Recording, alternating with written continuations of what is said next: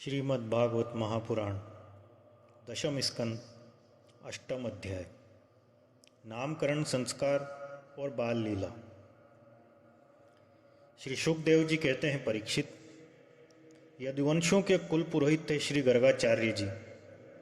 वे बड़े तपस्वी थे। वसुदेव जी की प्रेरणा से वे एक दिन नंद बाबा के गोकुल में आए। उन्हें देखकर नंद बाबा को बड़ी प्रसन्नता हुई। वे हाथ जोड़कर उठ खड़े हुए, उनके चरणों में प्रणाम किया। इसके बाद ये स्वयं भगवान ही हैं, इस भाव से उनकी पूजा की। जब गर्गाचार्य जी आराम से बैठ गए और विधि पूर्वक उनका आतिथ्य सत्कार हो गया, तब नंद बाबा ने बड़ी ही मधुर वाणी से उनका अभिनंदन किया और कहा, भगवान, आप तो स्वयं पूर्ण काम हैं, फिर मैं आपकी क्या सेवा करूं? आप जैसे महात्माओं का हमारे जैसे गृहस्थों के घर आना परम कल्याण का कारण है। हम तो घरों में इतने उलझ रहे हैं और इन प्रपंचों से हमारा चित्त इतना दीन हो रहा है कि हम आपके आश्रम तक जा भी नहीं सकते। हमारे कल्याण के सिवा आपके आगमन का और कोई हेतु नहीं हो सकता।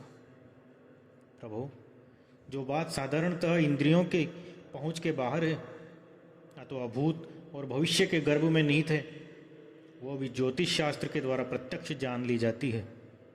आपने उसी ज्योतिष शास्त्र की रचना की है। आप ब्रह्मवेताओं में श्रेष्ठ हैं, इसलिए मेरे इन दोनों बालकों के नामकरण आदि संस्कार आप ही कर दीजिए, क्योंकि ब्राह्मण जन्म से ही मनुष्य मात्र का गुरु है। गर्गाचार्य जी ने कहा, नंद जी, मैं सब जगह यदुवंशियों के आचार्य के रूप में प्रसिद्ध हूँ। यदि मैं तुम्हारे पुत्र के संस्कार करूँगा तो लोग समझेंगे कि यह तो देवकी का पुत्र है। कंस की बुद्धि बुरी है, वो पाप ही सोचा करती है। वसुदेव जी के साथ तुम्हारी बड़ी घनिष्ठ मित्रता है।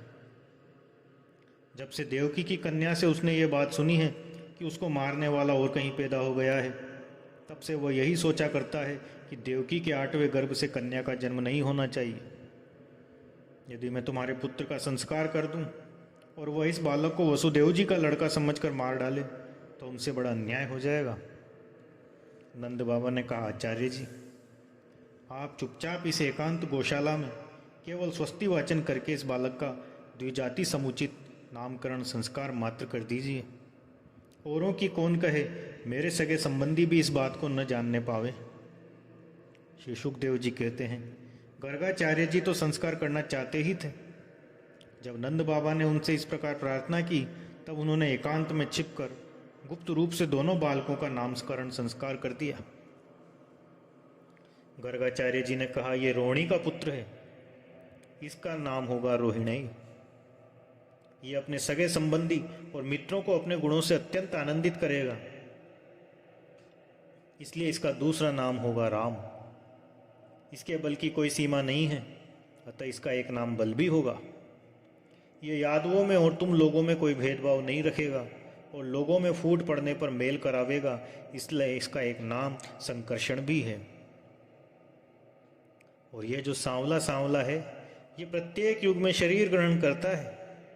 पिछले युगों में इसने क्रमशः श्वेत, रक्त और पीत, ये 3 विभिन्न रंग स्वीकार किए थे। अब के ये कृष्ण वर्ण हुआ है, इसलिए इसका नाम कृष्ण होगा। नंद जी, ये तुम्हारा पुत्र पहले कभी वसुदेव जी के घर भी पैदा हुआ था, इसलिए इस रहस्य को जानने वाले लोग इसे श्रीमान वासुदेव भी कहते हैं।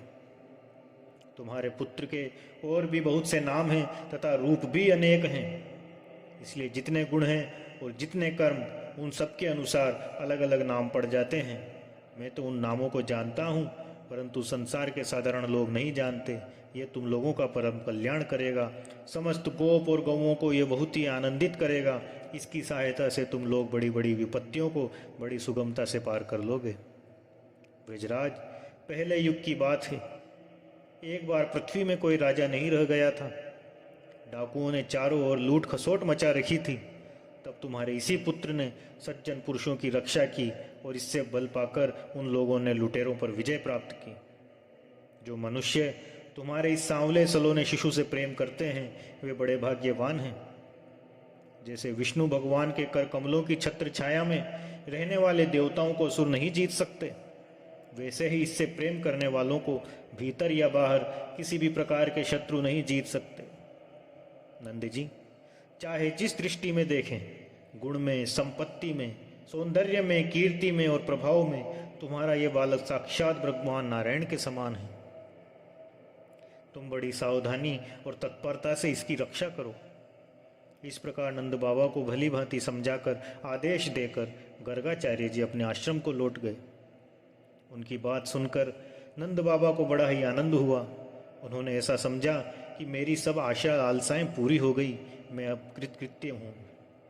परीक्षित, कुछ ही दिनों में राम और श्याम घुटनों और हाथों के बल बकैयां चल चलकर गोकुल में खेलने लगे।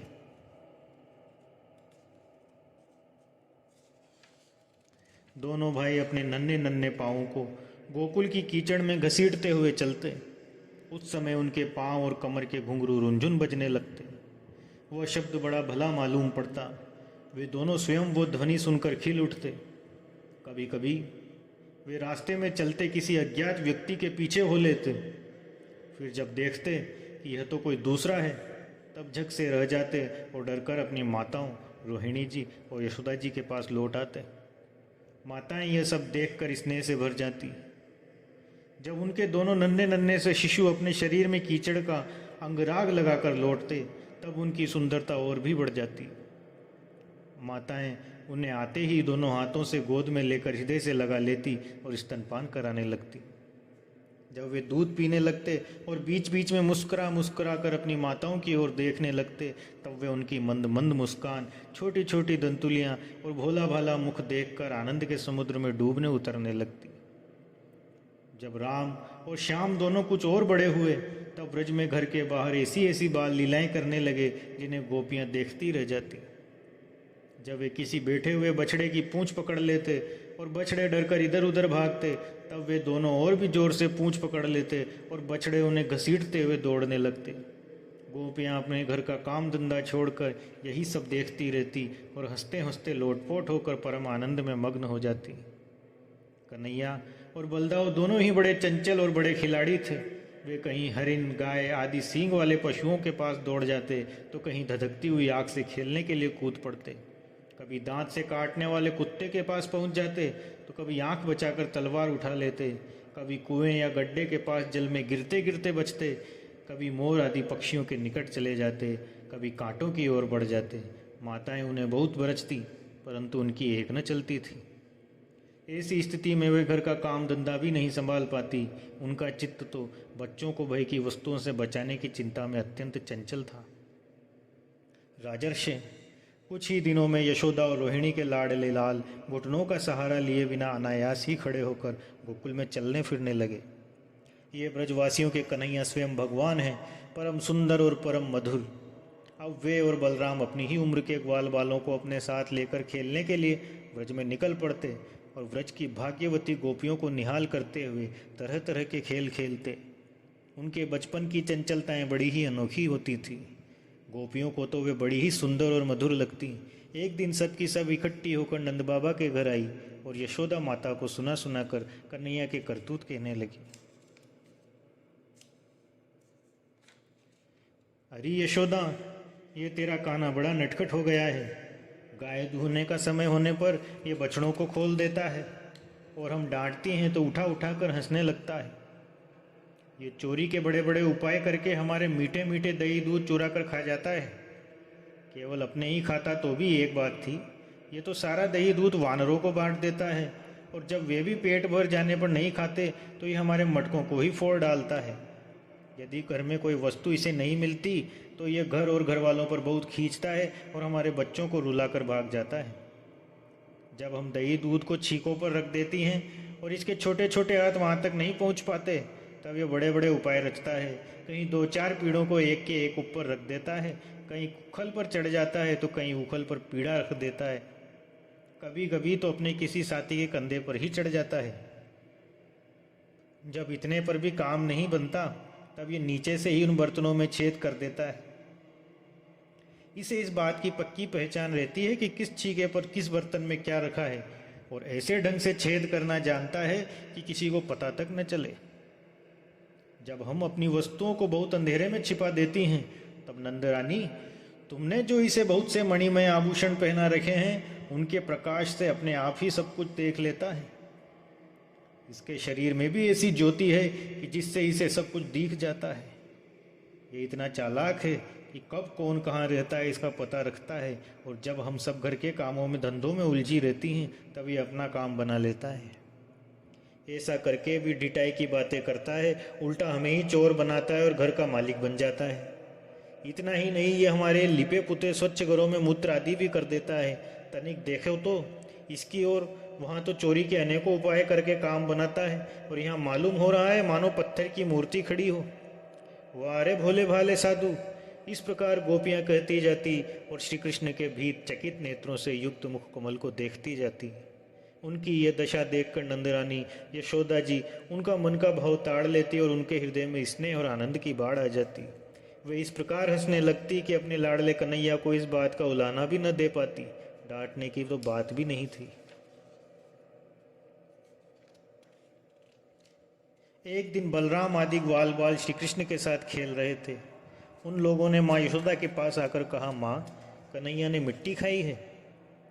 हितेशणी यशोदा ने श्री कृष्ण का हाथ पकड़ लिया। उस समय श्री कृष्ण की आंखें डर के मारे नीची हो गई। यशोदा मैया ने डांट कर कहा, क्यों रे नटखट, तू बहुत ढीठ हो गया है। तूने अकेले में छिपकर मिट्टी क्यों खाई? देख तो तेरे दल के तेरे सखा क्या कह रहे हैं। तेरे बड़े भैया बलदाऊ भी तो उन्हीं की ओर से गवाही दे रहे हैं। भगवान श्री कृष्ण ने कहा, माँ, मैंने मिट्टी नहीं खाई, ये सब झूठ बक रहे हैं। यदि तुम इन्हीं की बात सच मानती हो तो मेरा मुख तुम्हारे सामने ही है, तुम अपनी आंखों से देख लो। यशोदा जी ने कहा, अच्छी बात, यदि ऐसा है तो मुंह खोल। माता के ऐसा कहने पर भगवान श्री कृष्ण ने अपना मुंह खोल दिया। परीक्षित, भगवान श्री कृष्ण ऐश्वर्य अनंत है। वे केवल लीला के लिए ही मनुष्य के बालक बने हुए हैं। यशोदा जी ने देखा कि उनके मुख में चर अचर संपूर्ण जगत विद्यमान है। आकाश, वह शून्य जिसमें किसी की गति नहीं, दिशाएं, पहाड़, द्वीप और समुद्रों के सहित सारी पृथ्वी, बहने वाली वायु, विद्युत, अग्नि, चंद्रमा और तारों के साथ संपूर्ण ज्योतिर्मंडल, जल, तेज, पवन, वियत, वैकारिक अहंकार के कार्य देवता, मन, इंद्रिय, पंचतन मात्राएं और तीनों गुण श्री कृष्ण के मुख में दिखाई पड़े। परीक्षित, जीव, काल, स्वभाव, कर्म, उनकी वासना और शरीर आदि के द्वारा विभिन्न रूपों में दिखने वाला ये सारा विचित्र संसार, संपूर्ण व्रज और अपने आप को भी यशोदा जी ने श्री कृष्ण के नन्हे से खुले हुए मुख में देखा। वे बड़ी शंका में पड़ गई। वे सोचने लगी, यह कोई स्वप्न है या भगवान की माया? कहीं मेरी बुद्धि में ही तो कोई भ्रम नहीं हो गया? संभव है मेरे इस बालक में ही कोई जन्मजात योग सिद्धि हो, जो चित्त, मन और कर्म और वाणी के द्वारा ठीक ठाक तथा सुगमता से अनुमान के विषय नहीं होते। ये सारा विश्व जिनके आश्रित है, जो इसके प्रेरक हैं और जिनकी सत्ता ही इसकी प्रतीति होती है, जिनका स्वरूप सर्वथा अचिंत्य है, उन प्रभु को मैं प्रणाम करती हूँ। यह मैं हूँ और ये मेरे पति तथा यह मेरा लड़का है। साथ ही मैं व्रजराज के समस्त संपत्तियों की स्वामिनी धर्म पत्नी हूँ। ये गोपियाँ, गोप और गोधन मेरे अधीन हैं, जिनकी माया से मुझे इस प्रकार की कुमति घेरे हुए है। वे भगवान ही मेरे एकमात्र आश्रय हैं, मैं उन्हीं की शरण में हूँ। जब इस प्रकार यशोदा माता श्री कृष्ण का तत्व समझ गई, तब सर्वशक्तिमान सर्वव्यापक प्रभु ने अपनी पुत्र स्नेहमयी वैष्णवी योग माया का उनके हृदय में संचार कर दिया। यशोदा जी को तुरंत वो घटना भुला दी। उन्होंने अपने दुलारे लाल को गोद में उठा लिया। जैसे पहले उनके हृदय में प्रेम का समुद्र उमड़ता रहता था, वैसे ही फिर उमड़ने लगा। सारे वेद, ज्योतिष, उपनिषद, सांख्य, योग और भक्त जन जिनके महात्म्य का गीत गाते गाते अघाते नहीं, उन्हीं भगवान को यशोदा जी अपना पुत्र मानती थी। राजा परीक्षित ने पूछा, भगवान, नंद बाबा ने ऐसा कौन सा बहुत बड़ा मंगलमय साधन किया था और परम भाग्यवती यशोदा जी ने ऐसी कौन सी तपस्या की थी जिसके कारण स्वयं भगवान ने अपने श्रीमुख से उनका स्तंभपान किया? भगवान श्री कृष्ण की वे बाल लीलाएं जो वे अपने ऐश्वर्य और महत्ता आदि को छिप कर ग्वाल बालों में करते हैं, इतनी पवित्र हैं कि उनका श्रवण कीर्तन करने वाले लोगों के भी सारे पाप ताप शांत हो जाते हैं। त्रिकालदर्शी ज्ञानी पुरुष आज भी उनका गान करते रहते हैं। वे ही लीलाएं उनके जन्मदाता माता पिता देवकी वसुदेव जी को तो देखने तक को न मिली और नंद यशोदा उनका अपार सुख लूट रहे हैं। इसका क्या कारण है? श्री सुखदेव जी ने कहा, परीक्षित, नंद बाबा पूर्व जन्म में एक श्रेष्ठ वसु थे। उनका नाम था द्रोण और उनकी पत्नी का नाम था धरा। उन्होंने ब्रह्मा जी के आदेशों का पालन करने की इच्छा से उनसे कहा, भगवान, जब हम पृथ्वी पर जन्म लें तब जगदीश्वर भगवान श्री कृष्ण हमारी अनन्य प्रेममय भक्ति हो, जिस भक्ति के द्वारा संसार में लोग अनायास ही दुर्गतियों को पार कर जाते हैं। ब्रह्मा जी ने कहा, ऐसा ही होगा। वे ही परम यशस्वी भगवानमय द्रोण व्रज में पैदा हुए और उनका नाम हुआ नंद, और वे ही धरा इस जन्म में यशोदा के नाम से उनकी पत्नी हुई। परीक्षित, अब इस जन्म में जन्म मृत्यु के चक्र से छुड़ाने वाले भगवान उनके पुत्र हुए और समस्त गोप गोपियों की अपेक्षा इन पति पत्नी नंद और यशोदा जी का उनके प्रति अत्यंत प्रेम हुआ। ब्रह्मा जी की बात सत्य करने के लिए भगवान श्री कृष्ण बलराम जी के साथ ब्रज में रहकर समस्त ब्रजवासियों को अपनी बाल लीलाओं से आनंदित करने लगे।